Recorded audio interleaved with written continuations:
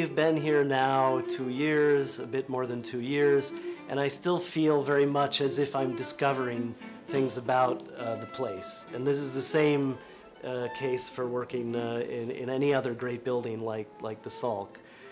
But this place makes an immediate impression, I mean, especially from the outside or in the spaces near here where the window opens onto the sea. It's a dramatic building, no doubt.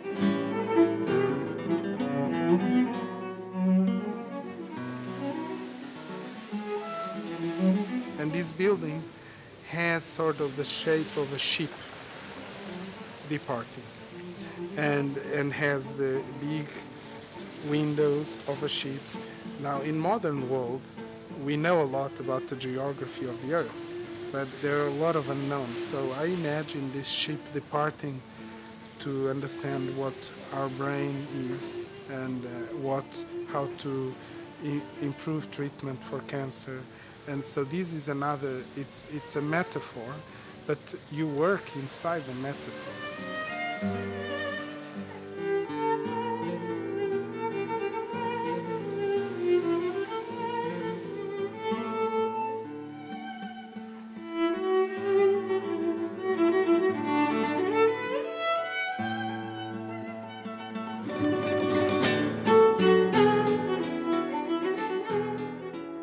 Of course, architecture is sculpture, but it's sculpture for use, for human use.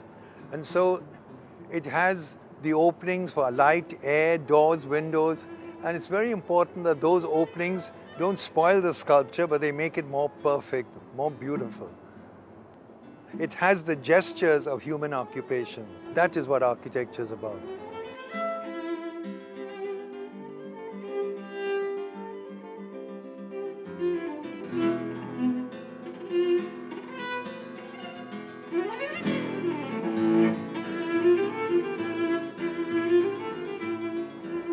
You know, this really is a kind of non-building, because the walls you're looking at, these big curved walls, they really could be landscape. They're really creating this pathway to the Atlantic Ocean, which is the whole point of the site. And the nice thing about these walls is that they also divide the site into the public areas, which is given back to the city of Lisbon, to the citizens, to come and enjoy this place. And then the semi-private areas, which is where the science and the medicine takes place. And they coexist in a kind of thing which the Chinese call yin-yang, which is wonderful. Both yin and yang, one is positive, one is negative, are equally important. So the public space here is 50% of the site given back to the city by the foundation, but it still keeps enough for this work, research work, to go on. And these walls with their big cutouts, etc., allow enough privacy for the public. They don't feel that they're disturbing patients. And for the patients, they have enough privacy that they don't feel they have people looking at them. And this all comes from really very old principles. And of course, at the end of this walkway is where you reach the river and then the ocean. But first you see this body of water, where you have this enigmatic object in it. It could be an island, it could be a jellyfish, a Portuguese man of war. It's what you go in search of. It's what drives you to discover. So that is the analogy which ties the great navigators to today's scientists, both here in Portugal, both on the same site.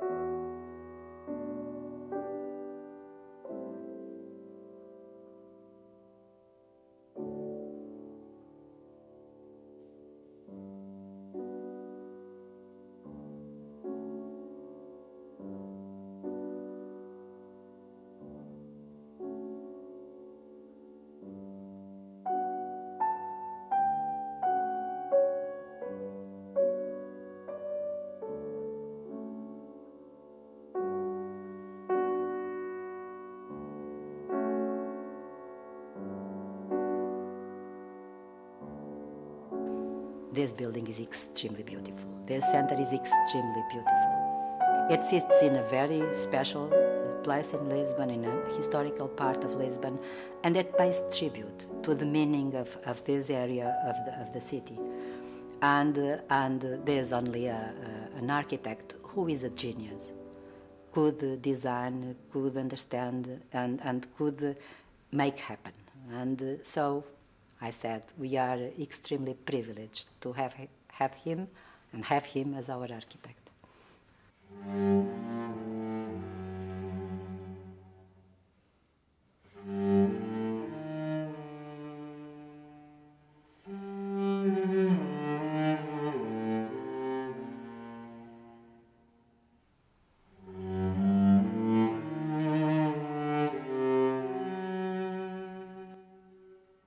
A building cannot move, and that is both its handicap but its great strength, because a building is rooted in its place, in the climate, in the soil, in the materials, in the culture, and in the aspirations.